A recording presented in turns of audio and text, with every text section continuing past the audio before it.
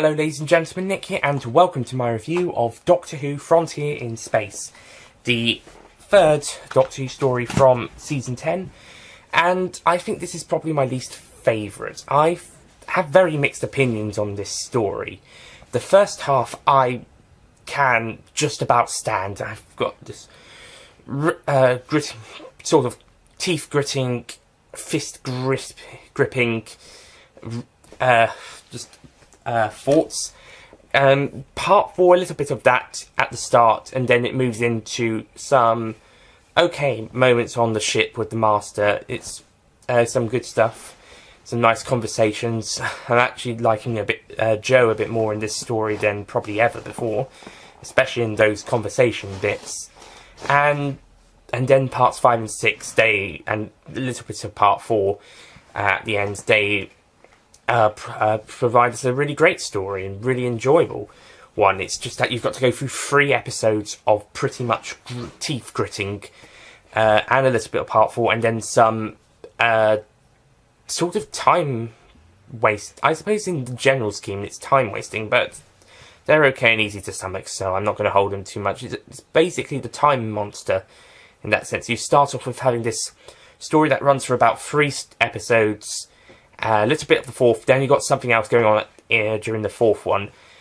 This time round, the next bit of the story comes at the very end of part 4 and then moves into part 5 and part 6, whilst Time Meddlers, the part 4 stuff continues a little into part 5, and then there was a different plot for parts 5 and 6. I understand what they're trying to do with the kind of Cold War story. I thought that was good.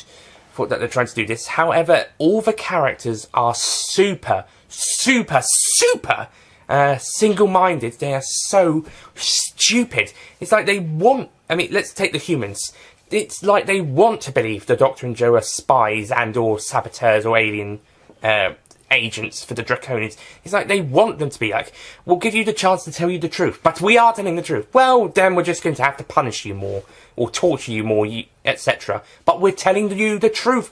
A war is going to be broken out between your 2 races by a third party. They're trying to make you do this. Oh, only you would tell us the truth. We are! And that's the annoying thing. 3 episodes of that. I can barely take one.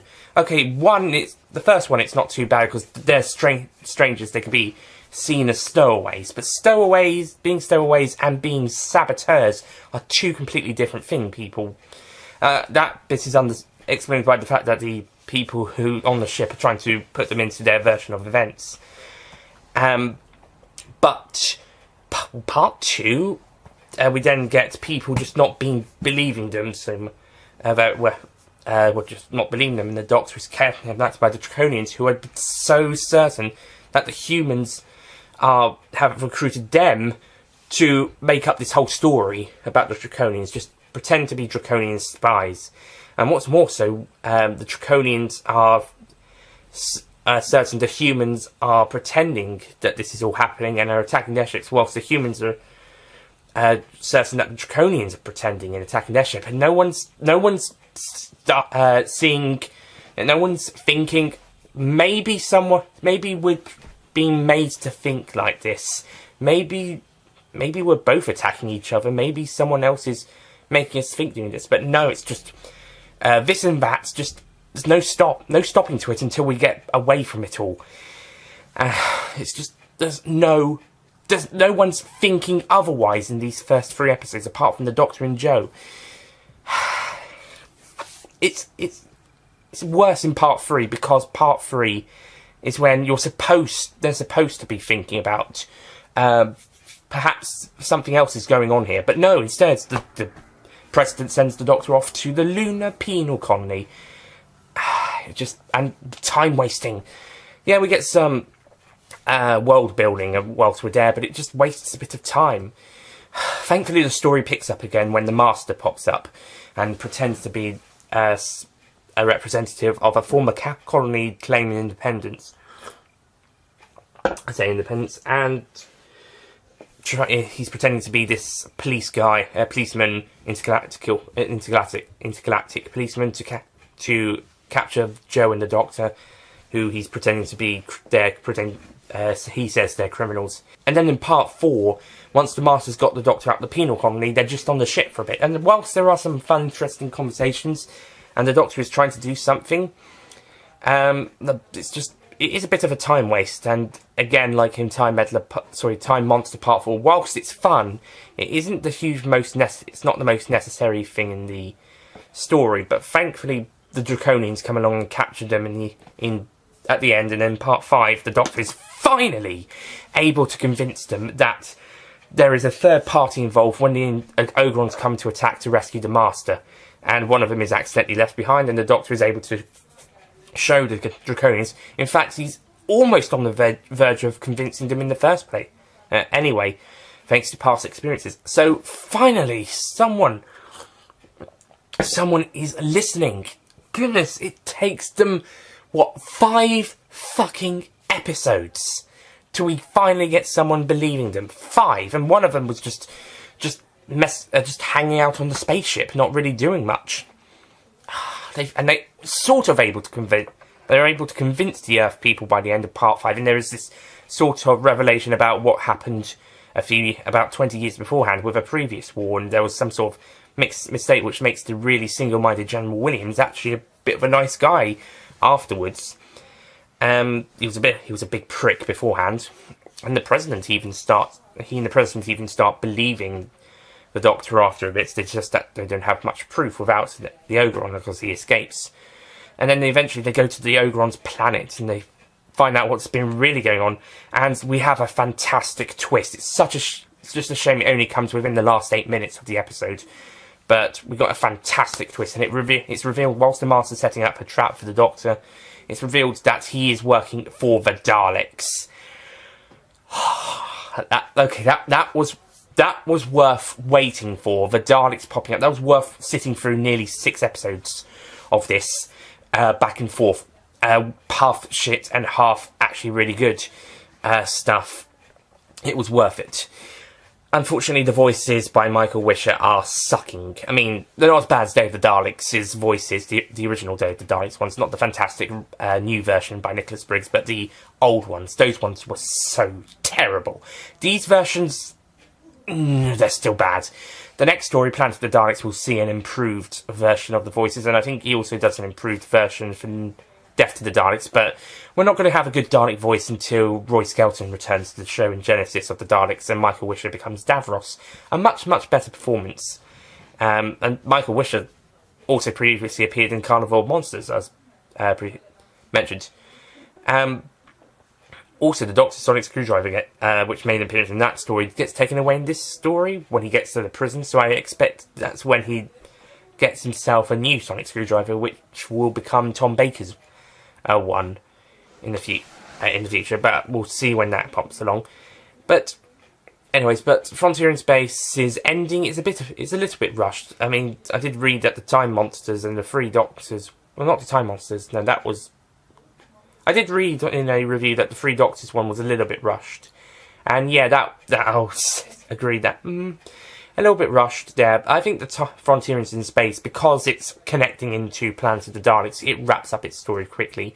And sadly, because Roger Delgado would die in a car crash later in the year, he would not be able to return for season 11. And they couldn't do the final game, which would have been John Pertwee's last story, and would have seen the Master in that story. Small mercy in that not happening, though, is that the fact the Doctor and the Master would have been revealed to be brothers. So I don't think that would have quite worked. I mean, it would have been so cliche and stuff. So I'm just glad that they kept them as old school friends, best friends even, and not done a Spectre where it's revealed, oh, the arch nemesis is the brother or adopted brother in Spectre's case. In Spectre, that was Blofeld being the supposedly adopted Bond being his adopted brother, as opposed to the original films in the books where they were just arch enemies. They were no relation, and the same works here with the Master. If they turned them into brothers, I think it would have been really cliche and would have worked. But the way that they kept it is perfectly fine. So yeah, so that's the only good thing about the final game not being made. But at the cost of Roger Delgado. So that's sad. If they were going to have done that, would they have had the Master in another story beforehand? I mean, it would have meant he would have been in 9 stories if he hadn't been in another one in season 11.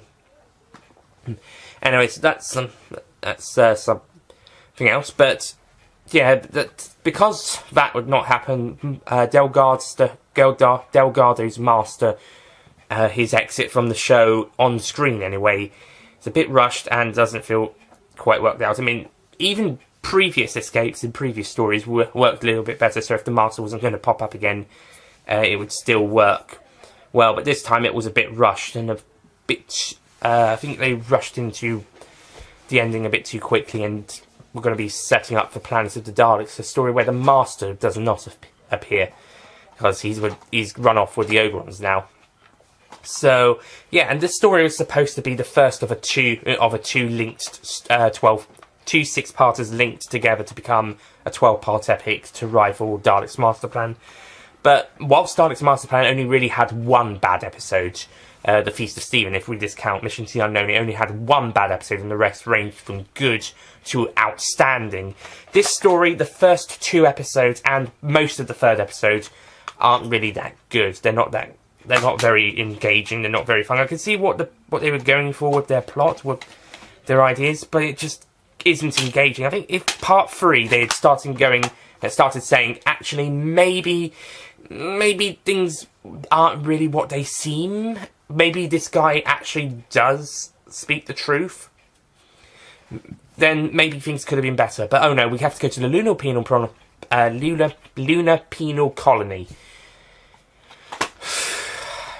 It's not that interesting, and the world building isn't even that great either. We're both on the colony, penal colony, and on Earth. The Draconian world building is a bit better when we get to that, but I don't know, maybe we just wouldn't need to add too much. I mean, yeah, we do need actually a little bit. I'll take that back, but could we have dealt with it another way? And then part 4 is just stuff on the ship, which I did enjoy, but in terms of the overall plot, it is just time wasting. And the amount of time either the Doctor or Joe are going to cells or in a prison or in a holding area or in cages, at least one, if not both of them, go into a prison cell or a cage every single episode. I mean, you do get other characters in there. You've got the people in the prison, and then the Master is in his own cage at the end of part 4, start of part 5, thanks to the Draconians put him in there. And then part 6, the Draconian Prince and Williams are put into the next cell next to the Doctor and Joe on Ogron's homeworld. But besides them, the Doctor and Joe are in a cell or a prison every single episode. If it's not both of them, it's at least one of them. And it's annoying. You couldn't have one of them. You can have either of them out of a cell or out of a prison for more than an episode. Not at least one. It's just annoying. And it's not so bad in part 5 because that's the least amount of time they're in a cell. I would say part 5, but I think part 3 is probably the most amount of time. They just keep going back and forth of being captured. Parts 2 and 3, with both Draconians taking the trying to break them out so that they could capture and question them, and then again an Ogron attack to bring them to their ships, and then the Master has to involve himself later on to personally make sure of it. It's going back and forth as well, and nobody's starting to think possibly something else is going on here until part 5. It's just and don't even want to talk about the stuff on the prison, because that stuff, besides being pointless, it's annoying.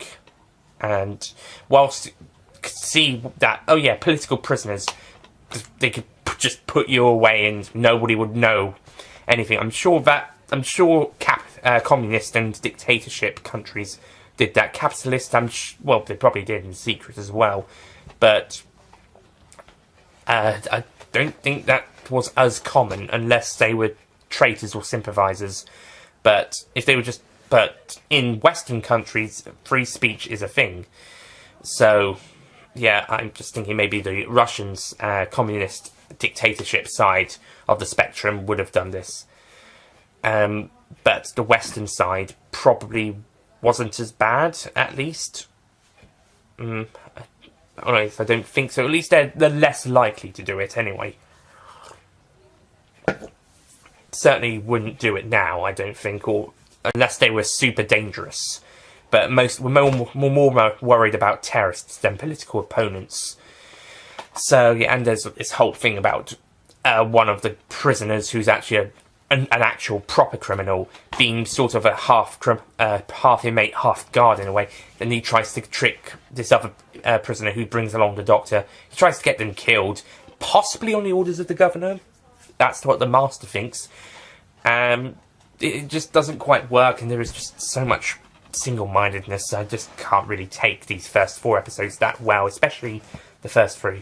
So you can see why I'm so riled up about this, can't you? I mean, parts 5 and 6 are actually really good, to be honest, especially part 6, when everybody is actually, you know what, let's work together. Let's go and save the day. Let's stop these bloody Ogrons. Oh, look, Daleks. And there's also this weird monster that the Ogrons worship, and that it makes its small appearance. I don't know if it was that necessary. It doesn't even look that good. And someone, I think in the documentary about novelizations, someone was commentating about reading about this monster and like, oh, that's really cool. And then when they see it on screen, it doesn't look that great. And they were disappointed about it. And, you know, it may not even need to be that important. So you could have had more screen time for just the Ogron battle. And maybe some more character moments in part, I think it's 6, actually. Not 5, 6. I was going to say it's 5, but I think it's 6. You could have had more time for, I don't know, more Daleks. But we're going to have 6 more episodes of the Daleks. You know what? The same thing in the end of part 6 of this story happens in Plans of the Daleks part 6, where in this story the Daleks don't pop up until the last 8 minutes of the last episode. In Plans of the Daleks, the Supreme Council Dalek representative doesn't pop up until about halfway through the last episode. Certainly, yeah, I think around halfway through the last episode or thereabouts. So the biggest things about the episodes that only happen in the last 8 to 18 minutes of the story. Great. But it's still a pretty good twist, and if this was one epic 12-part story, maybe it could be seen as the teething troubles just getting us into it. But, you know what, I think Dalek's master plan was, with its actually being 12 parts, was able to be was a better structured story. Even with Feast of Stephen thrown in, I think it's still structurally better. Whilst Frontier in Space and Planet of the Daleks put together, I think they work better as two separate stories, with that follow, which is one of which follows directly after the other. So, yeah, and in that case, I can give each of the 2 stories their own separate score, as opposed to Dalek's Master Plan, which is its own one thing. So, Frontier in Space, I'm going to give it a 7 out of 10.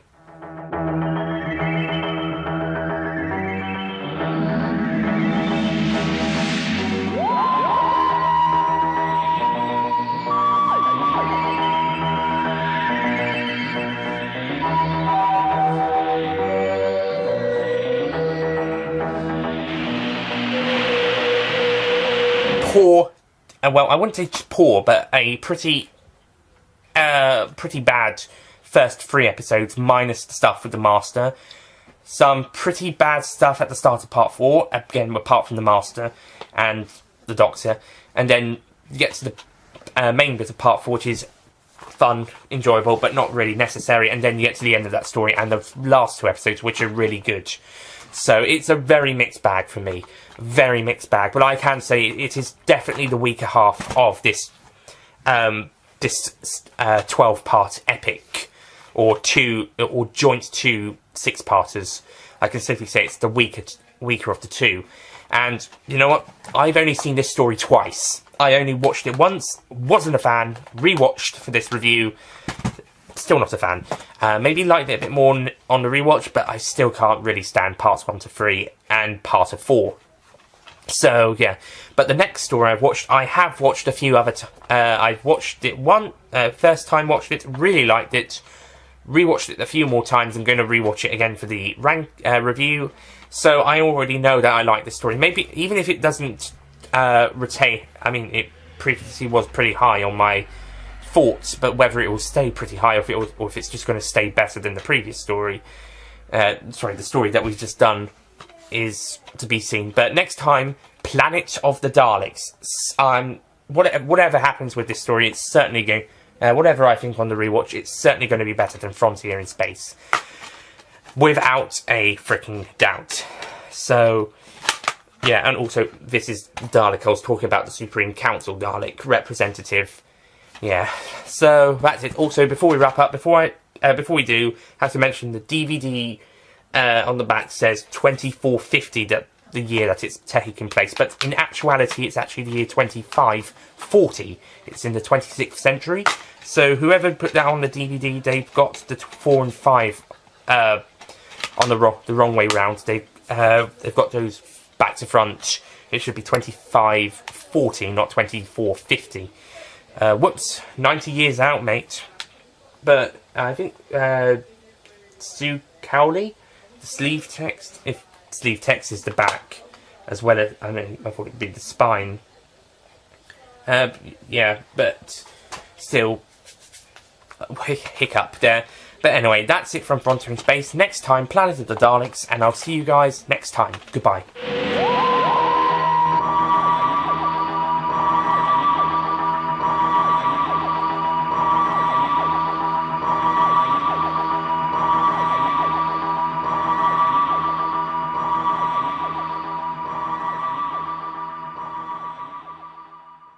Don't forget to click below to subscribe to the official Nicholas Payne Retro YouTube channel.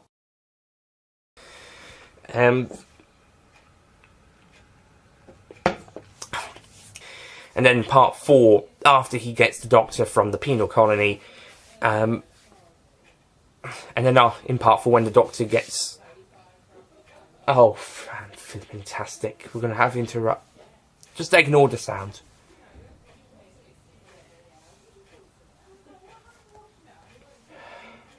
And even in part 6 that you get